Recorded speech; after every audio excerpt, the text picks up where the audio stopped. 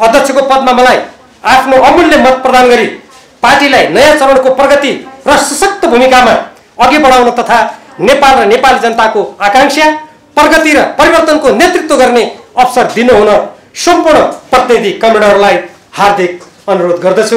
यो तपाईको यो अस्वाभाविक किन देखिन्छ र तपाईले टेक्ने धरातल कहाँ हो? यो कतै वरिष्ठ उपाध्यक्षको लागि तपाईले बार्गेनिङ पो गरिरहनु भएको छ कि यो कुरा के हो? यो क्लियर गर्नु होला।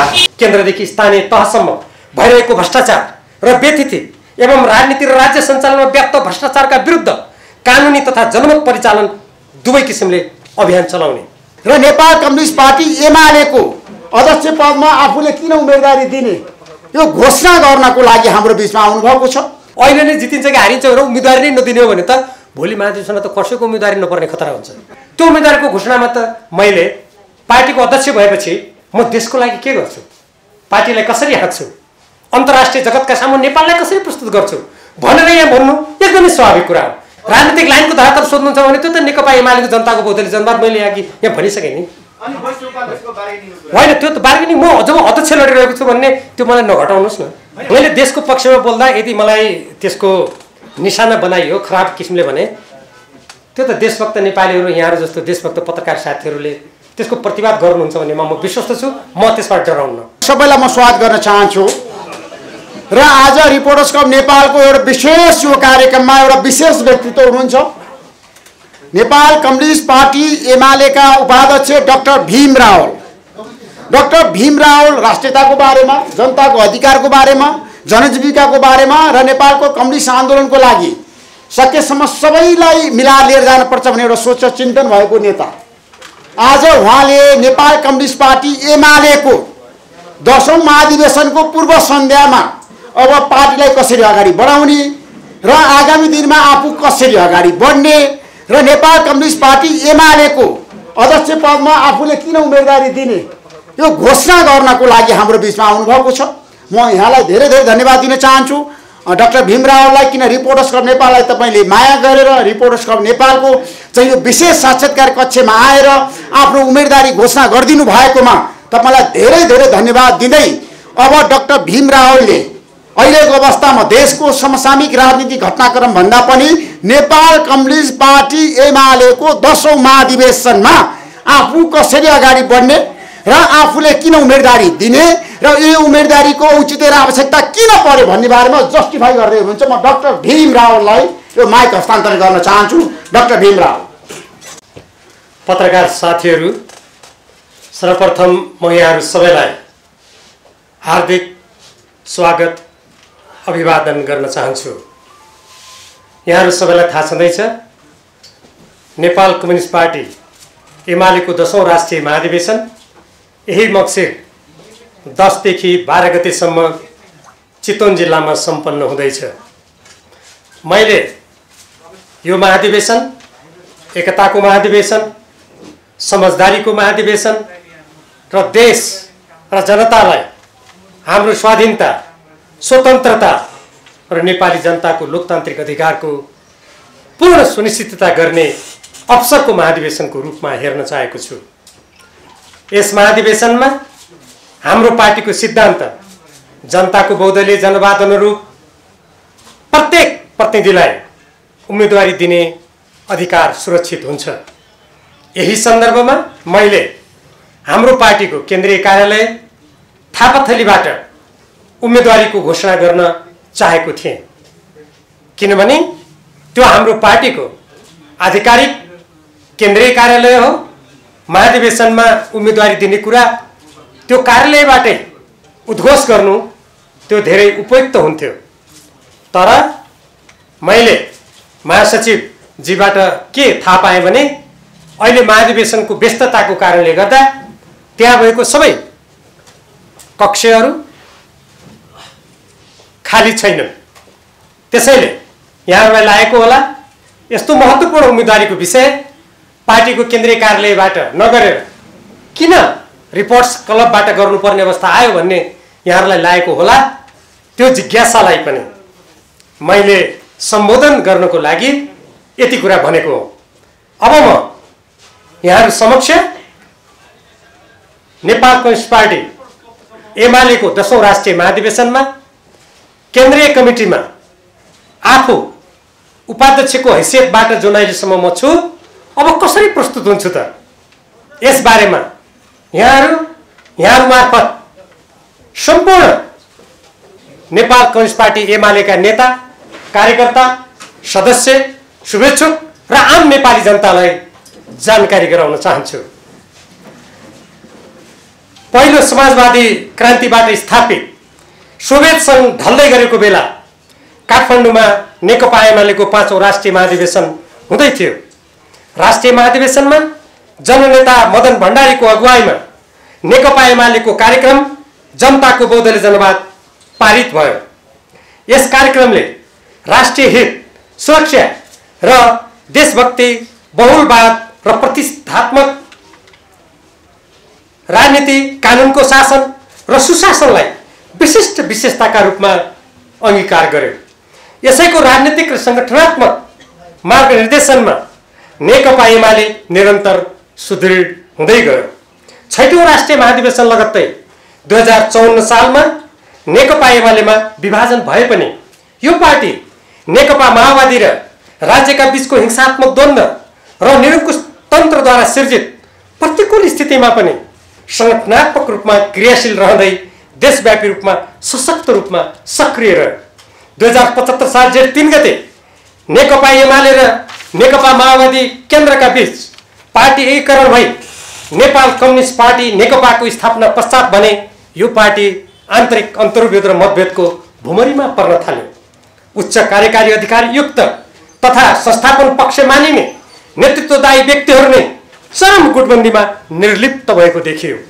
एकीकरण हुनु पूर्व दुई पार्टीले एकताबद्ध हुने घोषणाका साथ चुनावमा संयुक्त उम्मेदवारी दिएर केन्द्रमा झण्डै 2/3 सरकार र 7 प्रदेश मध्ये 6 प्रदेशमा बहुमतको सरकार सञ्चालन गर्ने महत्त्वपूर्ण ऐतिहासिक अवसर प्राप्त भए पनि त्यसको पूर्ण सदुपयोग हुन सकेन। नेपाल कम्युनिस्ट पार्टीमा विगतमा देखिएका फुटका श्रृङ्खलाहरूलाई अब दोहोरिन दिइने छैन भन्ने नेतृत्वका बाचाहरू पानीको फोका जस्तै भए। जनताले ठुलो विश्वास र भरोसाका साथ दिएको मतको संरक्षण गर्दै जनआकांक्षा पूरा गर्ने तर्फ दत्तचित्तका साथ लाग्नुपर्नेमा पार्टीको उच्च तह सचिवालयमा पद र अवसरको भागभण्डा बाहेक राष्ट्रिय तथा संगठनात्मक महत्त्वका विषयमा गम्भीर छलफल हुने, तत्सम्बन्धमा सुविचारित निर्णय लिने काम हुन सकेन। पार्टीको विधान, पद्धति, कार्यक्रम र सिद्धान्तलाई सत्ता र शक्तिको बलिवेदीमा आहुति दिइयो। यस्तो स्थितिमा परिवर्तन गर्दै नेताहरूको बीचमा समझदारी गरी पार्टी एकता बचाउनको लागि 2077 साल साउन 30 गते कार्यदल गठन भयो र त्यसले भदौ 6 गते प्रतिवेदन प्रस्तुत गर्यो। प्रतिवेदनलाई भदौ 26 गते बसेको थाई कमिटीको बैठकले अनुमोदन गर्यो र त्यसको कार्यान्वयनका लागि भदौ 29 गते अध्यक्षद्वय केपी शर्मा ओली र पुष्पकमल दाहाल प्रचण्डद्वारा हस्ताक्षरित अन्तर्पार्टी निर्देशन 5 जारी भयो। तर नेतृत्वले नै उक्त निर्देशनको अवज्ञा गर्यो। स्थायी कमिटीबाट सर्वसम्मत निर्णय भई जारी अन्तर्पार्टी निर्देशनमा हामी पार्टीभित्रको तिक्ततापूर्ण अन्तर्विरोधलाई व्यवस्थापन गर्न, पार्टी एकताको रक्षा गर्न र पार्टीलाई राष्ट्रिय अभिभावनामा केन्द्रित गर्न समर्थ भएका छौँ भनी गरिएको घोषणालाई लत्याइयो। प्रतिनिधि सभा 2 पटक विघटन भई पार्टीलाई मत दिने जनतामा आघात पुर्याइयो।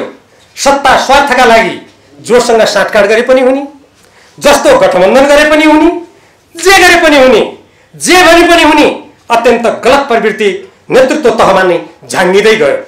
फलस्वरूप 3 वर्ष पुग्दा नपुग्दै 2077 साल फागुन 23 गते सर्वोच्च अदालतको फैसलाबाट नेकपा विघटन भई नेकपा एमाले पुनर्जीवित भएपछि यस पार्टीलाई फेरि सुसंगठित रूपमा अगाडि बढाउने दायित्व नेतृत्वमा आएको थियो। तर त्यसो नभई पार्टीमा पुनः नयाँ चरण र स्वरूपको मतभेद, विवाद र समस्या उत्पन्न भयो र अन्तर्विरोध सर्कँदै गयो। त्यसको समाधानका लागि शीर्ष नेतृत्व तहको सहमति अनुसार गठित कार्यदलले 2078 साल असार 27 गते पार्टीलाई एकताबद्ध रूपमा अगाडि बढाउन 10 बुँदे सिफारिस प्रतिवेदन तयार गरी नेतृत्व समक्ष प्रस्तुत गर्यो। सहमतिको कार्यान्वयनका लागि अनेकौं प्रयास र वार्ता भए। यी सबै प्रयास र वार्ता शीर्ष तहमा कायम नेतृत्वको टकरावका कारण सार्थक हुन सकेनन्। यसरी पटक पटक पार्टीको विधि पद्धति र एकता कायम गर्न गरिएका निर्णय र प्रयासलाई निरर्थक बनाइयो। परिणामस्वरूप पुनर्जीवित नेकपा एमालेबाट पनि 2078 साल साउन 10 गते एउटा पंक्ति फुटेर नयाँ पार्टी स्थापना गर्ने बाटोमा लाग्यो। संघीय सरकार र सबै प्रदेश सरकारबाट नेकपा एमाले बाहिरियो। कसैको पनि योग्यता, क्षमता र दक्षता, समस्याहरूको समाधान, अन्तर्विरोधहरूको व्यवस्थापन गर्दै फराकिलो सोचका साथ राष्ट्र, जनता र पार्टीलाई एकताबद्ध तुल्याउने तथा प्राप्त उपलब्धिहरूको संरक्षण गर्दै थप उपलब्धि हासिल गर्नेमा प्रकट हुन्छ भन्ने कुरा विचारणीय छ। फुटेर गएको समूहले नेपाली कांग्रेस र नेकपा माओवादी केन्द्र समेतसँग सहकार्य गर्दै प्रदेश सरकारमा सहभागिता कायम गर्यो। 5 दलीय गठबन्धनबाट बनेको सरकार र सहकार्य निर्वाचनमा समेत जारी राख्ने कुरा गर्दै समन्वय समिति बनाएको कुरा सार्वजनिक भएको छ। यस्ता राजनीतिक घटना र परिघटनालाई नेकपाको विघटन र नेकपा एमालेमा उत्पन्न समस्या र फुटको असरको सन्दर्भमा समेत राखेर विश्लेषण गर्नुपर्दछ। कहाँ, कसको र कुन किसिमको त्रुटि, कमी र कमजोरीबाट उक्त किसिमको अप्रिय तथा देश र जनताको लागि नोक्सानदायी परिस्थितिको सिर्जना भयो भन्नेतर्फ ठण्डा दिमाग र आग्रह रहित किसिमले सोच्नु र विश्लेषण गर्नु आवश्यक छ। उपयुक्त पृष्ठभूमि र परिस्थितिमा हुन गइरहेको नेकपा एमालेको 10औं राष्ट्रिय महाधिवेशन पार्टीलाई एकताबद्ध, सुसंगठित र समयका चुनौतीहरूको सामना गर्न सक्ने गरी क्रियाशील तुल्याउन अत्यन्त महत्त्वपूर्ण छ। गत असोज महिनामा सम्पन्न विधान महाधिवेशनबाट पार्टीको विधान लगायतका राजनीतिक र संगठनात्मक दस्तावेजहरू पारित भए पनि त्यसमा उल्लेखित विषयहरूलाई प्राथमिकीकरण गर्दै कार्यान्वयन गर्न तदनुकूलको नेतृत्व अपरिहार्य हुन्छ भन्ने अनुभवहरूबाट सिद्ध कुरा हो। यस अर्थमा नेतृत्व चयनको विषय दीर्घकालीन महत्त्व राख्दछ। यस्तो यथार्थलाई मनन गरी महाधिवेशनलाई पार्टीको आन्तरिक एकता, पारस्परिक विश्वास र समझदारी स्थापित गर्ने अवसरका रूपमा लिनु बुद्धिमानी हुन्छ। तर पार्टी एकताको लागि भएको 10 बुँदे सहमति र त्यसको कार्यान्वयनका लागि केन्द्रीय कमिटीको निर्णय बमोजिम जारी अन्तर्पार्टी निर्देशन 12 जसरी लागू हुनुपर्ने हो त्यसरी लागू नहुँदा उक्त किसिमको एकता, विश्वास र समझदारी स्थापित हुनमा व्यवधान सिर्जना हुन सक्ने आशंका विद्यमान छ। यसले आगामी स्थानीय र आम निर्वाचनमा विपक्षीहरूसँगको प्रतिस्पर्धामा मात्र होइन, पार्टी पंक्तिलाई सैद्धान्तिक, संगठनात्मक र भावनात्मक रूपमा एकजुट बनाई संगठनको विस्तार र सुदृढीकरण गर्दै फुट र विभाजनको दुष्चक्रबाट जोगाउने र वाञ्छित प्रतिफल हासिल गर्ने काममा समेत कुप्रभाव पार्न सक्छ। नेकपा एमाले आन्तरिक रूपमा उपयुक्त प्रकारको समस्या सामना गरिरहेको बेला राष्ट्रिय र अन्तर्राष्ट्रिय राजनीतिका तरङ्गहरू पनि प्रतिकूल प्रकृतिका देखिँदैछन्। देशभित्र कार्यपालिका अस्थिर हुने, व्यवस्थापिका निष्क्रिय हुने रहने र न्यायपालिका आन्तरिक द्वन्द्व, अराजकता र नैतिक मूल्यबाट स्खलित हुने स्थिति देखिएको छ।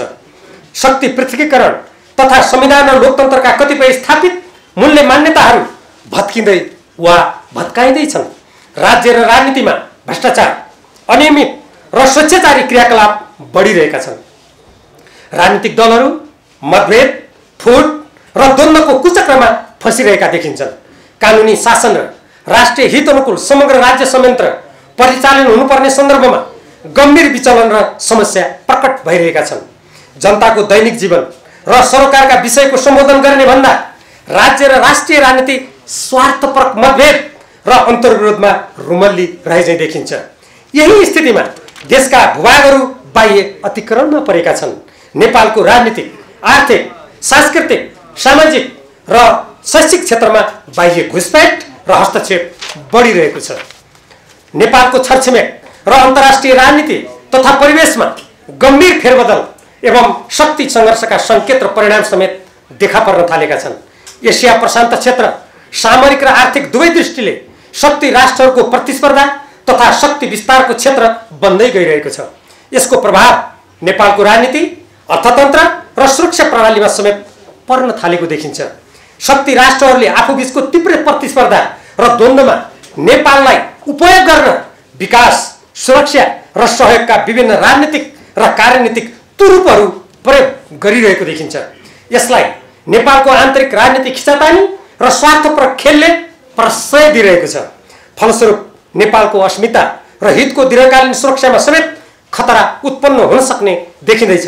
यस्तो स्थितिमा नेपालको बारेमा नेपाल सरकार तथा नेपाली जनताले स्वयं सोच्ने एवं निर्णय गर्ने सार्वभौम अधिकार तथा मान्यतामा धक्का लागिरहेको छ र अझ बढी आघात पुग्न सक्ने देखिँदैछ। यस्तो स्थिति देश र जनताको लागि अत्यन्त हानिकारक हुने भएकोले यसप्रति गम्भीर भएर सोच्नु आवश्यक छ। कोरोना महामारी कोभिड-19ले अर्थतन्त्र र जनजीवनमा पारेको असर, प्राकृतिक प्रकोपबाट उत्पन्न समस्या, बढ्दो बेरोजगारी, महँगी जस्ता समस्यासँग जुझ्नुको लागि ठोस नीति, कार्यक्रम र निर्णयका साथ राष्ट्रिय शक्तिहरू एकजुट भएर अघि बढ्नुपर्ने चुनौती देशका सामु छ। उपयुक्त परिस्थितिलाई गम्भीर रूपमा मनन गर्दै मैले नेकपा एमालेको एकता कायम गर्न कार्यदलमा सक्रियता र इमानदारीका साथ काम गरेँ।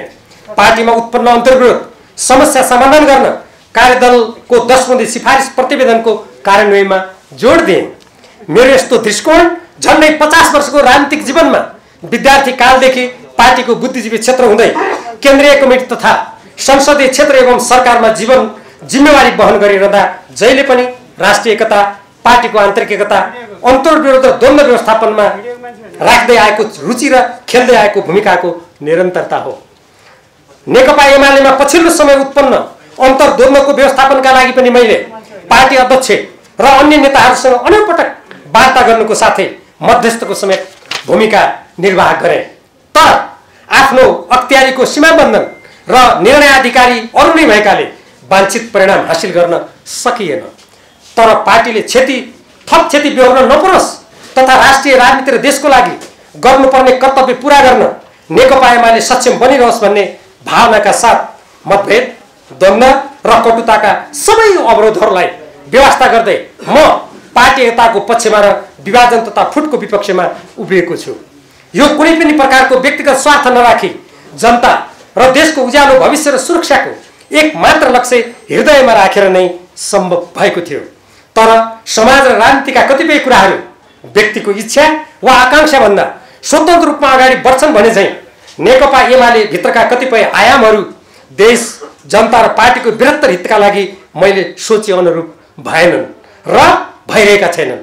तर यसबाट मैले उदासीन, उत्तेजित, निराश, हतोत्साही र निष्क्रिय हुने कुरा हुनै सक्दैन।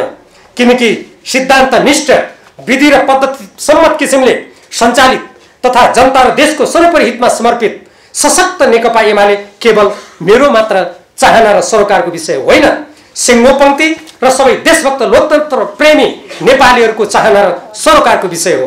अत यस पार्टीको सिर्जना, विकास, विस्तार र प्रगतिमा म लगायत हजारौं नेता, कार्यकर्ता र सदस्यहरूले बगाएको पसिना सधैँ सार्थक बनिरहोस् भनेर पार्टी केन्द्रीय कमिटीको उपाध्यक्षको हैसियतले गम्भीर भएर सोच्नु र दृढ प्रयत्न गर्नु मेरो पनि कर्तव्य हो।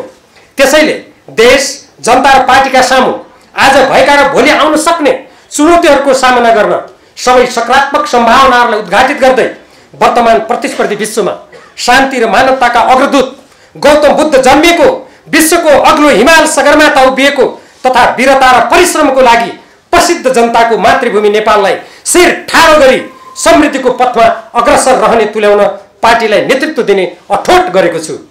मैले राजनीतिक जीवनको आरम्भदेखि नै उठाउँदै आएको पार्टीको विधि, पद्धति, उद्देश्य, लक्ष्य, देशभक्ति र सिद्धान्तको झण्डालाई निष्ठा र दृढताका साथ फहराइरहन अघि बढ्ने संकल्प गरेको छु।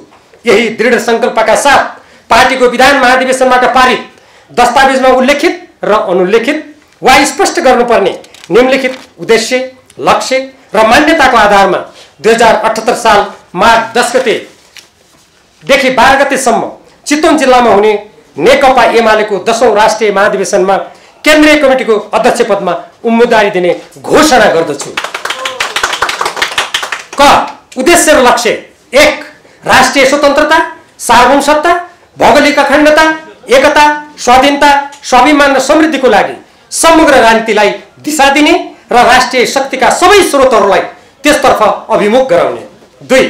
जनताको बहुदलीय जनवादका स्वच्छ प्रतिस्पर्धा लगायत राष्ट्रियता, समाजवाद र जनजीविकासँग सम्बन्धित उद्देश्य र लक्ष्य हासिल गर्न योगदान पुर्याउने, नेपालको संविधानले समेत आत्मसात गरेको समाजवाद उन्मुख प्रणालीको प्राप्तिका लागि उत्पादनका साधन र उत्पादन प्रणालीलाई तदनुकूल तुल्याउन तथा दलाल नोकरशाही पुँजीवादको चङ्गुलबाट जनता र देशलाई मुक्त गर्न भूमिका निर्वाह गर्ने। 3. पार्टीको वैचारिक, राजनीतिक र नीतिगत धरातललाई अझ स्पष्ट र समय सापेक्ष बनाउनका साथै आन्तरिक एकतालाई सुदृढ तुल्याउँदै पद्धति संगत सञ्चालनमा नेतृत्व प्रदान गर्ने। पार्टी गुट र उपगुटहरूबाट ग्रस्त रहने स्थितिलाई परिवर्तन गरी विषय वस्तु तथा गुण र दोषको आधारमा धारणा र मत प्रकट गर्न सक्ने स्थिति निर्माण गर्ने। पार्टीमा देखिएका अन्तर्विरोध र समस्याहरूको निराकरण गरी अन्य वामपन्थी दल, समूह र व्यक्तिहरूसँगको सहकार्यको वातावरण सिर्जना गर्ने। पार्टी एकीकरणदेखि नेकपाको विघटन, नेकपा एमालेमा उत्पन्न फुट तथा सरकार निर्माण र बहिर्गमन लगायतका राजनीतिक घटना र प्रभाव समेतको वस्तुनिष्ठ समीक्षा गर्दै प्राप्त शिक्षालाई ग्रहण गर्ने। 4. राष्ट्रिय एकता तथा वामपन्थी पार्टी र समूहहरू बीचको एकता तथा पारस्परिक समझदारीमा अभिवृद्धि गरी राष्ट्रिय राजनीतिलाई देश र जनताको सर्वोपरि हितमा केन्द्रित गर्ने। लोकतान्त्रिक पार्टी र व्यक्तिहरू बीच देश र जनताको बृहत्तर हितका सम्बन्धमा समझदारी, सहकार्य र एकता कायम गर्न भूमिका खेल्ने। 5. पार्टी पंक्तिको सैद्धान्तिक, वैचारिक चेतना र ज्ञानलाई परिवर्तित राष्ट्रिय र विश्व परिवेश अनुरूप विस्तारित र पुनर्गठित गर्दै समस्या समाधान गर्न केन्द्रित अध्ययन, अनुसन्धान र उपायको खोजीलाई महत्त्वका साथ अगाडि बढाउने। 6. पार्टीमा उत्पन्न आन्तरिक अन्तर्विरोध, समस्या र असमझदारीलाई व्यवस्थापन र समाधान गरी पार्टीलाई विधि, पद्धति र लोकतान्त्रिक प्रक्रियाबाट सशक्त रूपमा अगाडि बढाउँदै आगामी स्थानीय तथा आम निर्वाचनमा विजयको अग्रपङ्क्तिमा पुर्याउने। 7. नेपालको संविधान र जनताको बौद्धले जनवादको मार्ग निर्देशन अनुरूप संयुक्त राष्ट्रको बडापत्र, असंलग्नता र पञ्चशीलका सिद्धान्तहरूलाई आत्मसात गर्ने, स्वतन्त्र एवं राष्ट्रिय हितमा आधारित अन्तर्राष्ट्रिय सम्बन्ध र कूटनीति सञ्चालनमा पार्टीको भूमिकालाई सशक्त बनाउने। 8. राष्ट्रिय र पार्टी राजनीतिलाई देशको विकास र उन्नति तथा जनताको आर्थिक समृद्धिका राष्ट्रिय हित अनुकूलका सबै सम्भावनाहरूको खोजी र सदुपयोगको दिशातर्फ डोर्याउने। केन्द्रदेखि स्थानीय तहसम्म भइरहेको भ्रष्टाचार र व्यथिति एवं राजनीति र राज्य सञ्चालनमा व्याप्त भ्रष्टाचारका विरुद्ध कानुनी तथा जनमत परिचालन दुवै किसिमले अभियान चलाउने। 9. कोरोना विषाणुको महामारीबाट सिर्जित आर्थिक समस्याको समाधान तथा आर्थिक पुनरुत्थानका लागि ठोस कार्यक्रम र योजनालाई अगाडि बढाउने। 10. जलवायु परिवर्तनका कारण अत्यन्त जोखिमयुक्त नेपालको अवस्थालाई गम्भीर रूपमा लिई त्यसबाट उत्पन्न हुने प्राकृतिक विपत्तिको न्यूनीकरण र सामना गर्नेतर्फ राष्ट्रिय जागरण सिर्जना गर्नुका साथै पार्टी र समग्र राष्ट्रिय राजनीतिलाई दिशा निर्देश गर्ने। 11. विगतमा भएका राष्ट्रिय हित प्रतिकूलका र असमान सन्धि सम्झौताहरूको पुनरावलोकन गरी तिनको खारेजी वा विस्थापनको लागि ठोस योजनाका साथ काम गर्ने।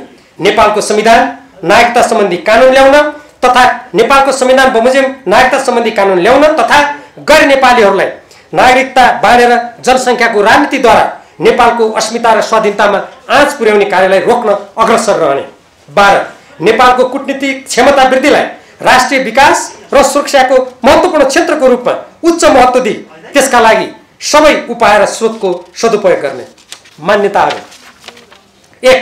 वर्तमान विश्वका अधिकांश सार्वभौम र स्वतन्त्र देशका राजनीतिक दल र नेताहरूले आफ्नो राष्ट्रिय स्वतन्त्रता, स्वाभिमान र हितलाई सर्वोपरि राखे झैं नेपाल सरकार, राजनीतिक दल र नेताहरूले राष्ट्रिय स्वाधीनता, स्वाभिमान, सुरक्षा र हितलाई सर्वोपरि राखेर काम गर्ने।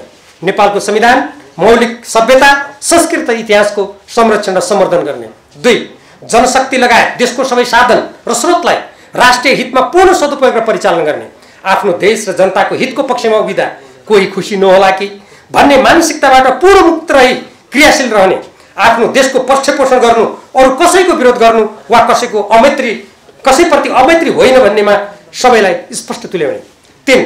इतिहासको उत्तरदानका रूपमा रहेका नेपालको स्वाधीनता, स्वाभिमान र हितमा आँच पुर्याउने, असमान सन्धि सम्झौताबाट मुक्त हुनुका साथै त्यस्ता किसिमका सन्धि सम्झौता नहुने र हुन नदिने दिशामा दृढताका साथ अग्रसर रहने, सबै मित्र राष्ट्रहरूसँग सुमधुर सम्बन्ध कायम गर्न, सार्वभौमिक समानता, पारस्परिक हित र सम्मानको दिशामा कूटनीति सञ्चालन गर्ने, राजनीतिक दलहरूका बीच राष्ट्र र जनताको हितका विषयमा साझा धारणाका साथ सहकार्य गर्ने वातावरण सिर्जना गर्न र परराष्ट्र नीतिमा समान विचार दृष्टिकोणका साथ प्रस्तुत हुने स्थिति सिर्जना गर्न भूमिका खेल्ने। 4. नेपाली जनताको कष्टसाध्य अभ्यासबाट स्थापित नेपालको संविधान लोकतान्त्रिक प्रणालीलाई जनहित, सुशासन, विकास र समृद्धिको दिशामा सञ्चालन गर्ने। 5. राजनीतिक दललाई नेपालको कानुन तथा दलका घोषित सिद्धान्त, कार्यक्रम, नीति र निर्णयको आधारमा सञ्चालन गर्ने। अधिवेशन र निर्वाचन गरिएका वाचा र प्रतिबद्धता विपरीत राजनीतिलाई सत्ता स्वार्थको खेलमा परिणत गर्ने। गलत राजनीतिक संस्कृति, आचरण र व्यवहारको अन्त्यका लागि सक्रिय भूमिका निर्वाह गर्ने। 6. नेपाल कम्युनिस्ट पार्टीको स्थापना कालदेखि नेकपा एमाले क्रियाशील रहेको वर्तमानसम्म पार्टीले अंगीकार गरेको मार्क्सवाद लेनिनवादलाई नेपालको वस्तुस्थिति अनुरूप सृजनात्मक रूपमा लागू गर्ने विषयलाई पुनः परिभाषित गर्दै समयका चुनौतीहरूको सामना गर्न सक्ने तथा देशको आवश्यकता र जनताको आकांक्षा अनुरूप अगाडि बढ्ने। संसदीय निर्वाचनका सबै मोर्चामा नेकपा एमालेलाई राष्ट्रिय हितमा आधारित स्पष्ट दृष्टिकोणका साथ सशक्त रूपमा अगाडि बढाउँदै विजयी बनाउने र केन्द्र, प्रदेश र स्थानीय तहमा बहुमत प्राप्त गरी देशलाई निर्दिष्ट दिशामा दृढताका साथ नेतृत्व प्रदान गर्ने। 7. पार्टीलाई विधि, पद्धति, सामूहिक निर्णय र व्यक्तिगत जिम्मेवारीको प्रणाली अनुरूप सञ्चालन गर्ने। पार्टी कमिटी र जनसङ्गठनको सञ्चालन घोषित सिद्धान्त, पद्धति र लक्ष्य अनुरूप गर्ने र अन्तर्विरोध तथा समस्याहरूको यथासमयमा समाधान गर्दै सङ्गठनलाई क्रियाशील र सशक्त तुल्याउने। शीर्ष कार्यकारी तहको नेतृत्व पंक्तिबाट नै गुटबन्दी हुने कार्यले पार्टीको पंक्ति र प्रभावलाई कमजोर पार्दै अन्ततः फुटको दिशामा धकेल्ने तथ्यको पुष्टि भइसकेकोले गुटबन्दीबाट पार्टीलाई मुक्त गरी यसको समग्र क्षमताको सदुपयोग हुने र विषयवस्तुमा विवेकसम्मत किसिमले छलफल हुने स्थिति निर्माण गर्ने। निर्णय प्रक्रिया संस्थागत नहुने र केही व्यक्ति समूह हुँदै व्यक्तिमा केन्द्रित हुने स्थितिको अन्त्य गर्ने। 8. व्यक्तिको मूल्याङ्कन र जिम्मेवारी प्रदान गर्ने कार्य दिइएको जिम्मेवारी वहन गरी प्राप्त गरेको सफलता र उपलब्धि योग्यता र क्षमता र इमानदारीको आधारमा गर्ने। 9. पार्टीको आम सिद्धान्त, कार्यक्रम र नीतिको आधारमा देशभक्तिको भावनाका साथ समसामयिक विषयमा स्पष्ट धारणा बनाई त्यसको कार्यान्वयन गर्न अग्रसर रहने। पार्टीले विगतदेखि अवलम्बन गर्दै आएको असमान सन्धि समझौताको खारेजी र परिवर्तन, नेपालको जलस्रोत लगायतका प्राकृतिक स्रोतहरूको नेपालको विकासमा सदुपयोग, नेपालका अतिक्रमित भूभाग र अन्तर्राष्ट्रिय कानुन बमोजिम संरक्षण तथा नियमन गर्नुपर्ने सिमानाबारे राष्ट्रको रक्षा र सुरक्षालाई ध्यानमा राख्दै स्पष्ट धारणा सहित आम राष्ट्रिय दृष्टिकोणका साथ उपयुक्त पाइला चाल्ने। प्रशासन, सुरक्षा निकाय लगायत राज्यका सबै अङ्गहरूले राष्ट्रिय हित र स्वाधीनतालाई उच्च स्थानमा राखेर कर्तव्य निर्वाह गर्ने स्थिति सिर्जना गर्न क्रियाशील रहने। 10. नेपाल सरकार र अमेरिकी संस्था मिलेनियम च्यालेन्ज कर्पोरेसन एमसीसीसँग भएको सम्झौतामा रहेका राष्ट्रिय स्वाधीनता र हितमा आघात पुर्याउने प्रावधानहरू हटाउने र नहटाइने भए सम्झौता नै खारिज गर्ने। नेपालको हित, स्वाधीनता, परराष्ट्र नीति र सुरक्षामा आघात पुर्याउने प्रावधानहरूलाई नेपाल सरकार र जनता सामु स्पष्ट किसिमले राख्ने। मूल सम्झौता सँगै भएका कार्यान्वयन सम्झौता लगायतका सम्झौताहरू संसद र जनसमक्ष पारदर्शी रूपमा ल्याउन भूमिका खेल्ने। 11. विशिष्ट र संवेदनशील भूराजनीतिक अवस्थितिमा रहेको नेपालको तत्कालीन र दीर्घकालीन हित र सुरक्षाप्रति सचेत रहँदै तदनुरूप राष्ट्रिय सुरक्षा नीतिको कार्यान्वयन गर्न र त्यस प्रयोजनका लागि सबै किसिमको राष्ट्रिय शक्तिको सुदृढीकरण र परिचालनका लागि क्रियाशील रहने। 12. देशको समग्र राजनीति, अर्थतन्त्र, सबै क्षेत्रको विकास रणनीति समेत संस्कृति र शिक्षालाई राष्ट्रिय विकास र हित अनुकूलको दिशामा अघि बढाउन सशक्त भूमिका निर्वाह गर्न पार्टीलाई नेतृत्व प्रदान गर्ने। पिछडिएका वर्ग, समुदाय र क्षेत्रको उत्थानलाई राष्ट्रिय विकासको महत्त्वपूर्ण आधारका रूपमा लिँदै सबै राष्ट्रिय एकताको आधारलाई बलियो बनाउने। 13. सदस्यता वितरण, नवीकरण र प्रतिनिधि चयनमा पार्टीको विधान, पद्धति, मान्यता र असल परम्परा विपरीत सदस्यहरूको चुन्न र चुन्न नपाउने सार्वभौमाधिकार कुण्ठित गर्ने क्रियाकलापहरू पुनः दोहोरिन नदिने। प्रतिनिधि महाधिवेशन हुन 6 महिना अघि सदस्यता प्राप्त व्यक्तिले मात्र प्रतिनिधि चुन्न र चुनिन पाउने लगायतका पार्टी निर्देशन विपरीत प्रतिनिधि चयनको प्रक्रिया आरम्भ हुन 2 दिन अघिसम्म सदस्यता वितरण गर्ने, प्रतिनिधिको निर्वाचन प्रक्रिया आरम्भ नगर्ने, कुनै सहमति नभई र चुनावको कामै नै नभई प्रतिनिधिको नाम मनपरी किसिमले घोषणा गर्ने जस्ता पार्टीको मर्यादामा आघात पुर्याई संगठनलाई क्षति पुर्याउने किसिमका क्रियाकलाप हुन नदिने। 14. मैले कम्युनिस्ट पार्टी र निरङ्कुश पञ्चायती व्यवस्था विरोधी आन्दोलनमा समाहित भएदेखि शान्ति प्रक्रिया, संविधान निर्माण र पार्टी एकताको लागि विभिन्न कार्यमा संलग्न हुँदा निश्चित विचार, आदर्श, मूल्य मान्यता, नीति र दृष्टिकोणका साथ आफूलाई उभ्याएको छु। यस्ता विषयहरूप्रति वर्तमान पार्टी पङ्क्तिका साथै आम जनता तथा भविष्यको पुस्तामा चेतना र सजगताको प्रसारण हुन सकेमा मेरो उम्मेदवारीको सार्थकता रहनेछ। यही सोचका साथ म अगाडि बढेको छु। 15 पार्टी अध्यक्ष कमरेड केपी शर्मा ओलीले 70 वर्षको उमेरसम्म आइपुग्दा पार्टीको अध्यक्ष र देशको प्रधानमन्त्री समेत भई महत्त्वपूर्ण जिम्मेवारी वहन गरिसक्नु भएको छ। यस क्रममा उहाँले देश र जनताको लागि गर्न सक्ने काम आफ्नो सम्पूर्ण क्षमता, योग्यता, सक्रियता र लगनका साथ गर्दै देश र जनता सबैले देखिसकेका छन्। उहाँ स्वयंले केही समय पहिले पार्टीको नेतृत्व हस्तान्तरण गर्ने र पुनः अध्यक्ष पदमा प्रतिस्पर्धा नगर्ने घोषणा पनि गर्नुभएको हो। उहाँको यस्तो कार्य र घोषणाको सम्मानको लागि पनि उमेर र अनुभव लगायत सबै दृष्टिबाट परिपक्व भइसकेकोले मैले केन्द्रीय कमिटीको अध्यक्ष पदका लागि अग्रसर हुनु उचित सम्झेको छु। पार्टीमा फुट भएको बेला अरूबाट परिस्थितिको सामना गर्न केही कठिनाइ हुन्छ कि भन्ने लागेको भए त्यसबारे म माथि भरोसा गरी ढुक्क हुन उहाँलाई हार्दिक आग्रह गर्दछु। साथै मैले अध्यक्ष पदको जिम्मेवारी पाएँ भने उहाँको महत्त्वपूर्ण अनुभव, ज्ञान र दक्षतालाई जहिले पनि पार्टीको विकास, विस्तार र सफलताका लागि सदुपयोग गरिरहन म सदा तत्पर रहनेछु। अत मेरो अध्यक्ष पदको उम्मेदवारीलाई सहज रूपमा लिई पार्टीलाई नयाँ गतिका साथ अघि बढाउन म प्रति सद्भाव प्रदर्शन गर्नुहुन कमरेड केपी शर्मा ओली एवं सबै नेतृत्वमा रहनुहुने कमरेडहरू समक्ष हार्दिक आह्वान गर्दछु। माथि उल्लेखित पृष्ठभूमि, लक्ष्य, उद्देश्य र मान्यताको आधारमा नेकपा एमालेको नेतृत्व गर्दै यस पार्टीलाई सुदृढ र प्रभावकारी तुल्याउने, प्रतिस्पर्धाका सबै मोर्चाहरूमा पार्टीलाई सफल, विजयी बनाउने तथा राष्ट्रिय राजनीतिको प्रमुख चालकको रूपमा अगाडि बढाउने दृढ अठोट गरेको छु। मैले विजय र पराजयको अर्थभन्दा आफ्ना धारणा र मान्यतालाई महत्त्व दिएको छु तथा कुनै व्यक्ति विशेषप्रति कुनै आग्रह राखेको छैन। पार्टी एकताका लागि 10 बुँदे सहमति गरिरहँदा पनि मैले देश पार्टीको हितका लागि अवलम्बन गर्दै आएको विचारकै पक्ष पोषण गरेको हुँ। तिनलाई परित्याग गरेको छैन वा कहीँ समर्पण गरेको छैन। कुनै पनि इमानदार पार्टी नेताले त्यस्तो गर्न पनि सक्दैन। यही विचार र मान्यता अनुरूप नै मैले आफ्नो उम्मेदवारीको घोषणा गरेको छु।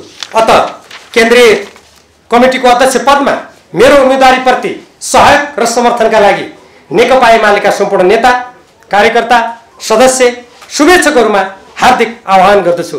यसको साथै सम्पूर्ण नेपाली जनता र यहाँ जस्ता सञ्चार क्षेत्रमा क्रियाशील सम्पूर्ण मित्रहरूमा पनि म यही आह्वान गर्न चाहन्छु। अध्यक्षको पदमा मलाई आफ्नो अमूल्य मत प्रदान गरी पार्टीलाई नयाँ चरणको प्रगति र सशक्त भूमिकामा अघि बढाउन तथा नेपाल र नेपाली जनताको आकांक्षा, प्रगति र परिवर्तनको नेतृत्व गर्ने अवसर दिनुहुन सम्पूर्ण प्रतिनिधि कमरेडहरूलाई हार्दिक अनुरोध गर्दछु। धन्यवाद। अब पत्रकार साथीहरू, यहाँहरूको कुनै जिज्ञासा छ भने? हुन त मैले धेरै कुराहरू तपाईले अध्यक्षको उम्मेदवारी दिँदै गर्दा त्यसको कुनै टिम पनि बनाउनु भएको छ कि छैन, एउटा प्रश्न। अर्को, जस्तो एमालेमा अहिले अध्यक्षदेखि सबै पदाधिकारीहरू सहमतिका आधारमा गर्नुपर्ने अथवा गर्नुपर्ने त होइन, गरिने भनिएको छ, त्यसका लागि प्रयास गर्ने भनिएको छ। यहाँले कतै त्यो वरिष्ठ उपाध्यक्ष र महासचिवमा सहमति गर्ने त्यस्तो सम्भावना छ कि छैन? अध्यक्षको उम्मेदवारी कायम रहन्छ कि रहँदैन? पहिलो कुरा, यो उम्मेदवारी सहमति गरेर मात्रै गर्ने भन्ने कुनै पार्टीको निर्णय होइन। मैले अघि नै भने जनताको बहुदलीय जनवादले सम्पूर्ण पार्टी सदस्यहरूलाई प्रतिस्पर्धाको क्षेत्रमा जान अनुमति दिन्छ र त्यो यसको मान्यता हो। त्यसकारण यसमा कुनै पार्टीको कमिटीले फलानाले उम्मेदवारी दिने नदिने भनेर भन्न सक्दैन। दोस्रो कुरा, जुन तपाईँले त्यस्तो कुनै टिम अर्थात् आफ्नो टोली छ कि छैन भनेर जुन प्रश्न गर्नुभयो, हाम्रो पार्टीको तर्फबाट यसपटक पहिलेको जस्तो एउटा टोली बनाएर, जसलाई अङ्ग्रेजीमा प्यानल पनि भनिन्छ, त्यस्तो बनाएर चुनाव नलड्ने भन्ने भएको हुनाले मैले आज म अध्यक्ष भएपछि मेरो टोलीमा, मेरो समूहमा नेतृत्वको यो पङ्क्ति हुन्छ भनेर मैले नभनेको हो। किनभने प्रत्येक व्यक्तिले व्यक्तिगत रूपमा नै चुनाव लड्ने कुरा तय भएको छ। अब तेस्रो प्रश्न, जहाँसम्म पार्टीमा तपाईँले जुन जुन पदको नाम उल्लेख गर्नुभयो, त्यो पदको लागि कुनै सहमति भएको छ कि छैन भन्ने जुन जिज्ञासा छ, त्यस्तो कुनै सहमति भएको छैन। त्यस सम्बन्धमा कुनै कुरा पनि भएको छैन। मैले यसभन्दा अगाडि पार्टी अध्यक्ष लगायत कतिपय नेताहरूसँग हाम्रो पार्टीको तर्फबाट हामीले उम्मेदवारी दिने प्रक्रिया र उम्मेदवारी चयनको बारेमा केही छलफल गर्नुपर्ने हो कि भनेर मैले पटक पटक कुरा राखेँ।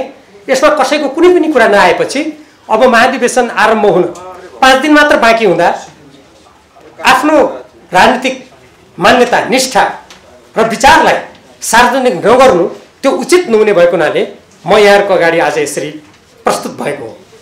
नमस्ते, म निम्लेकी शेर्पा यो टेलिभिजनबाट। हिमरावलले चाहिँ अधिकांश इस्युजहरूमा चाहिँ एउटा मिडिया केन्द्रित हुनको लागि पनि इस्यु रेज गर्छन् भन्ने खालको एउटा आरोप पनि छ र अहिले अध्यक्षता यो आवरमा आएर अध्यक्षता घोषणा गर्दै गर्दाखेरि चाहिँ यो मिडियाको एउटा केन्द्रबिन्दु बनाउनको लागि अथवा इस्यु डिराइभ गर्नको लागि पनि हो कि भन्ने एउटा प्रश्न यसमा तपाईँको अध्यक्ष पदको लागि तपाईँको अडिट पर्न कतिसम्म रहन्छ एउटा। दोस्रो, तपाईँ शान्ति सम्झौतामा अलिकति सक्रिय व्यक्ति पनि भएको नाताले चाहिँ जुन खालको अध्यक्षबाट तपाईँको अध्यक्षबाट जुन खालको आज प्रतिक्रिया आएको छ त्यसलाई चाहिँ हजुरले कसरी लिनुहुन्छ र यो किनभने काम भइराखेको छैन नि त अहिलेसम्म। 60 दिनमा हामी कम्प्लिट गर्छौँ भनेको 15 वर्षमा पनि केही भइराखेको छैन, यसमा हजुरको भनाइ के छ? धन्यवाद। पहिलो कुरा त यो कुनै सञ्चार माध्यमका साथीहरूलाई या जनस्रोतलाई देखाउनको लागि भन्ने कुरा हुँदै होइन, किनभने अब साँच्चीकै भन्नुहुन्छ भने हाम्रो पहिलेको महाधिवेशन हेर्नुहुन्छ भने उम्मेदवारी दिन एकदमै ढिला भइसकेको छ। त्यसकारण यो कुनै देखाउनको लागि नभई अब महाधिवेशनको पूर्व सन्ध्यामा साँच्चीकै उम्मेदवारी दिनुको लागि नै गरिएको कुरा हो, यो देखाउनको लागि भन्ने कुरा चाहिँ होइन, त्यो गलत कुरा हो। अब दोस्रो कुरा, यसमा पछि तपाईँले के गर्नुहुन्छ भन्ने जुन कुरा गर्नुभयो, म त अहिले मेरो यो राजनीतिक घोषणा हो। अब महाधिवेशनको थलोमा गइसकेपछि त्यसको प्रक्रिया त्यहाँ आरम्भ होला या कहीँबाट आरम्भ भएपछि मैले त्यहाँ आफ्नो नामाङ्कन दाखिला गर्नुपर्छ, म त्यो दिशामा अगाडि बढ्छु। दोस्रो कुरा। अब तेस्रो कुरा, तपाईँले के कुरा उहाँले भन्नुभएको थियो मैले हेरेको छैन, आज म आफ्नै काममा व्यस्त थिएँ, त्यो मैले बुझिनँ। तपाईँले भन्नुभएको तेस्रो कुरा पार्टी अध्यक्षले के भन्नुभएको थियो? हजुर त्यहाँ शान्ति प्रक्रिया कुरामा मैले नेपालको शान्ति प्रक्रियामा धेरै वार्ता सहमतिका धेरै लामा श्रृङ्खलाहरूमा आफूलाई संलग्न गरेँ। मैले माओवादी सेनाका पूर्व लडाकुहरूको समायोजन र पुनर्स्थापनामा विशेष समितिमा रहेर काम पनि गरेँ र म गृहमन्त्री हुँदा शक्तिखोरमा माओवादी सेनाका पूर्व लडाकुहरूलाई जम्मा गरेर प्रधानमन्त्रीसहित र तत्कालीन नेकपा माओवादी केन्द्रका अध्यक्ष पुष्पकमल दाहाल प्रचण्डजी सहित त्यहाँ उपस्थित भएर अन्तर्राष्ट्रिय समुदायलाई बोलाएर अब नेपाल सरकारका अन्तर्गत ल्याउने काम पनि म गृहमन्त्री भएको बेला मैले गरेको हुँ र शान्ति प्रक्रियामा म धेरै लामो समयदेखि संलग्न भएको कुरा साँचो कुरा हो। अब यसमा माफी हुन्छ हुँदैन भन्ने कुरा, यो हामीले जुन शान्ति प्रक्रियामा सत्य निरूपण तथा मेलमिलाप आयोग गठन गरेका छौँ र त्यस अन्तर्गत यो सर्वकालीन न्यायको अन्तर्राष्ट्रिय सिद्धान्त पनि छ, तदनुकूल के हुन्छ भन्ने कुरा त्यो आयोगले निर्णय गर्ने र यी अन्तर्राष्ट्रिय मान्यता र स्वयं हाम्रा कानुनका मान्यता अनुसार गर्ने हो। अब उहाँले कुन सन्दर्भमा के कुरा भन्नुभयो, मैले यसलाई सैद्धान्तिक कानुनी नीतिगत रूपमा यसरी बुझ्छु। म वीरेन्द्र भोलि तपाईँले अहिले अध्यक्षको उम्मेदवारी दिँदै गर्दाखेरि तपाईँको किन यो अस्वाभाविक देखिन्छ? जसरी तपाईँ माधव नेपाल खेमामा हुँदाखेरि केपी ओलीलाई दुध कार्ने, केपी ओलीमाथि चिखो प्रहार गर्नुभयो, 81 गएर केपी ओलीसँग 2 भाइ जस्तो गरेर बस्नुभयो, फेरि अहिले आएर फेरि अध्यक्षको उम्मेदवारी दिनुभएको छ। केपी ओलीलाई यो प्रतिवेदन पढ्दै गर्दाखेरि कति धेरै भन्नुभएको छ भन्ने कुरा हामीले यहाँ सुनिरहेका छौँ। यो तपाईँको यो अस्वाभाविक किन देखिन्छ र तपाईँले टेक्ने धरातल कहाँ हो? यो कतै वरिष्ठ उपाध्यक्षको लागि तपाईँले बार्गेनिङ पो गरिरहनु भएको छ कि? यो कुरा के हो, यो क्लियर गर्नु होला। अर्को कुरा चाहिँ तपाईँको उसमा महाधिवेशनमा चाहिँ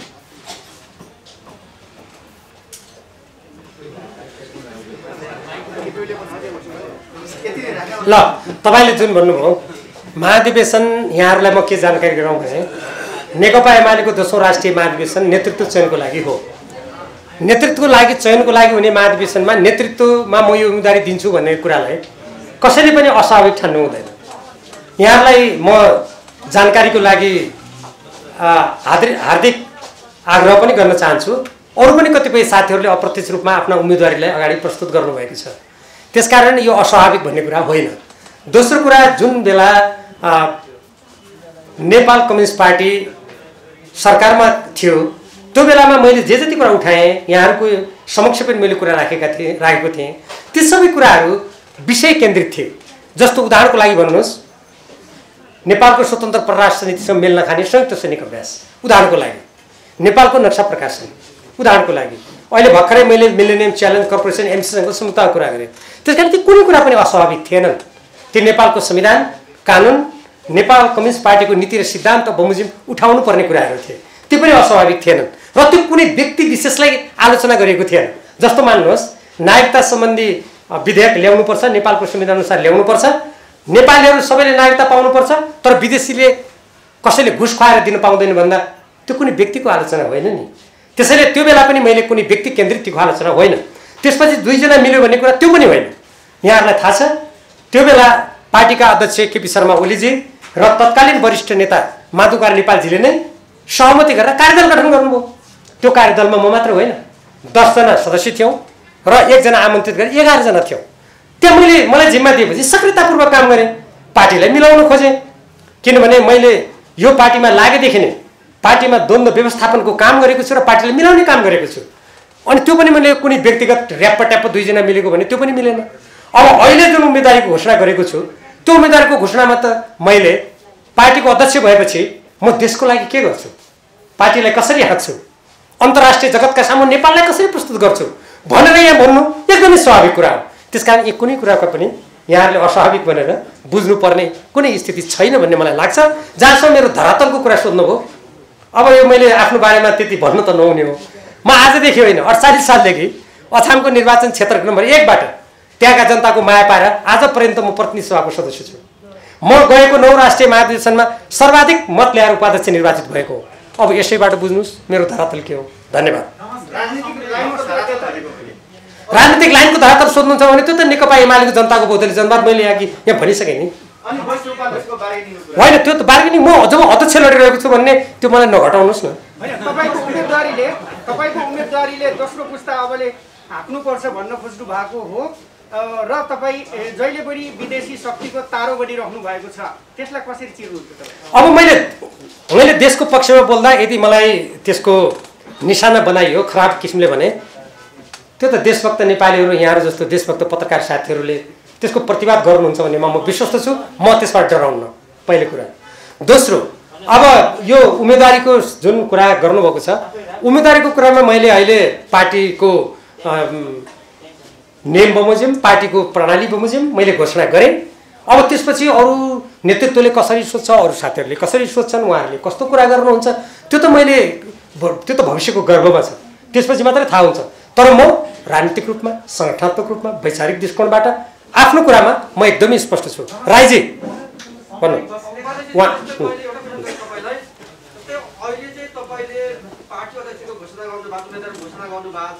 तर अहिले नेकपामा कसैले उम्मेदवार घोषणा गरेको छैन, सहमतिमा जाने भनिरहेको छ। यो सहमतिकै नाममा तपाईँले पार्टीको अध्यक्षको उम्मेदवार घोषणा गर्नुभएको हो कि एउटा कुरा अर्को कुरा भनेको छ जस्तै देशव्यापी रूपमा अहिले चाहिँ एकपक्ष रूपमा चाहिँ प्रतिनिधिहरू चयन भइरहेको अवस्थामा चाहिँ तपाईँको पार्टी अध्यक्षमा जित्ने आधार चाहिँ के छ? म तपाईँलाई पहिलो प्रसङ्गबाट कुराहरू भन्न चाहन्छु। उम्मेदवारी दिने भन्ने कुरा प्रत्येक व्यक्तिको इच्छाको कुरा हो। कुन बेला कसले कुन समयको चयन गर्छ त्यो पनि निज व्यक्तिकै कुरा हो। अब जहाँसम्म सहमति खोज्ने कुरा भन्नुभयो, सहमति खोज्ने भन्ने कुरा त संस्थागत रूपमा हुनु पर्यो नि। आजसम्म यस विषयमा हाम्रो पार्टीमा कुनै छलफल छैन। अब त्यसपछि त महाधिवेशन आइहाल्यो अनि आफ्नो जुन राजनीतिक मान्यता छ, जे कुराको लागि झन्डै 50 वर्ष यो पार्टीमा काम गरियो, ती मूल्य मान्यतामा अड्ने कुरा प्रमुख हो। जहाँसम्म जित र हारको कुरा छ, म तपाईँलाई स्मरण गराउँ, अहिलेको पार्टी अध्यक्षले पनि 8औं महाधिवेशनमा हार्नु भएको थियो। म उहाँको उपाध्यक्ष थिएँ, मैले पनि हारेको थिएँ। अरू थुप्रै नेताहरूले हार्नु भएको छ। जब व्यक्ति राजनीतिक मूल्य मान्यता आदर्श राष्ट्रको हितको बाटोमा अगाडि बढ्छ, त्यहाँनिर जित र हार भन्ने कुरा गौण हुन्छ। आफ्नो मान्यता मूल्य सिद्धान्तको लागि स्थापित गर्ने, राष्ट्रको पक्षमा आवाज मुखरित गर्ने कुरा महत्त्वपूर्ण हुन्छ। यद्यपि कुनै पद विशेषमा उम्मेदवार बनेर जितेर आएर नीति कार्यान्वयन गर्ने पनि उद्देश्य रहन्छ। अब अहिले नै जितिन्छ कि हारिन्छ भन्ने कुरा त प्रतिनिधिले फैसला गर्नु होला नि। अहिले नै जितिन्छ कि हारिन्छ भनेर उम्मेदवारी नै नदिने हो भने त भोलि महाधिवेशनमा त कसैको उम्मेदवारी नपर्ने खतरा हुन्छ। उहाँ भन्नु नि तपाईँ त्यसपछि। के भने जस्तो अहिले जसरी एकपक्षीय रूपमा महाधिवेशन प्रतिनिधि छनौट भएको भन्ने कुरा आइरहेको छ, त्यो एक हदसम्म सत्य पनि छ होइन। यस्तो सन्दर्भमा तपाईँले अध्यक्षमा उम्मेदवारी दिनुभएको छ, कतै तपाईँ अध्यक्षमा उम्मेदवारी दिने पराजित हुने र अन्तिममा एकीकृत समाजवादीमा जाने सम्भावना कति छ? अब यो पत्रकार साथीहरू अलि दूरद्रष्टा हुन्छन्, मलाई थाहा छ। कुनै बेला म पनि पत्रकार थिएँ, त्यसैले यो राजनीति के होला, कसो होला, यसका के सम्भावना छन्, यो विश्लेषण गर्ने जिम्मा पत्रकार साथीहरूलाई म दिन चाहन्छु। अब जहाँसम्म यो प्रतिनिधि छनौटमा सबैतिर त होइन, केही ठाउँमा, जस्तो उदाहरणको लागि एउटा ज्वलन्त उदाहरण दिन्छु म। कैलाली जिल्लाको क्षेत्र नम्बर 2 जहाँ लम्की चुवार नगरपालिका छ, त्यहाँ कुनै उम्मेदवारी दिन नदिई, चुनाव नगरी धनगढीमा गएर केही व्यक्तिहरूले अत्यन्त निरङ्कुश स्वेच्छाचारी किसिमले महाधिवेशन प्रतिनिधिको नाम घोषणा गरिदिनु भएको छ। त्यो कुरा 1200 पार्टी सदस्यले लिखित रूपमा केन्द्रीय कार्यालयमा उजुरी गर्ने, मैले स्वयं अध्यक्षसम्म उजुरी गर्दा पनि त्यसको बारेमा कहीँ केही सुनाइरहेको मैले सुनेको छैन। यस्ता कुराहरू यो लोकतन्त्रको विकासको लागि एकदमै नराम्रा कुराहरू हुन्। हामी आम निर्वाचन निष्पक्ष गर्नुपर्छ भन्ने, लोकतन्त्र बलियो बनाउँछु भन्ने, अनि पार्टीको निर्वाचनको लागि हामी यस्ता क्रियाकलाप गऱ्यौँ भने त्यो त हामीले नै लोकतन्त्रलाई बिगारेको ठहर्छ। त्यस्ता घटनाहरू हामीले घट्न नदिनुको लागि, आगामी दिनमा त्यसलाई सच्याउनुको लागि पनि यस्तो नेतृत्व चाहियो भन्ने कुरा अगाडि सार्नुपर्छ भन्ने कुरा मैले भनिसकेँ। अब तपाईँले यो सन्दर्भमा भोलि हारेपछि के होला, कसो होला भन्ने जुन कुरा गर्नुभयो, अहिले नै मलाई किन त्यसरी सद्भाव नदिने गरी कन्जुसाइ गर्नुहुन्छ? यसो भन्नुहोस् न, अहिले तपाईँले उम्मेदवार दिनुभएको छ, जितेर फेरि यहाँ आएर आउनु होला, बधाई दिनु पाउँ भन्नुहोस् न।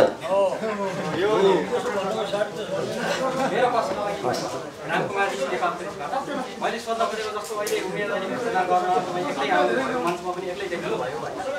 तपाईँले यो उम्मेदवारी घोषणा गर्नु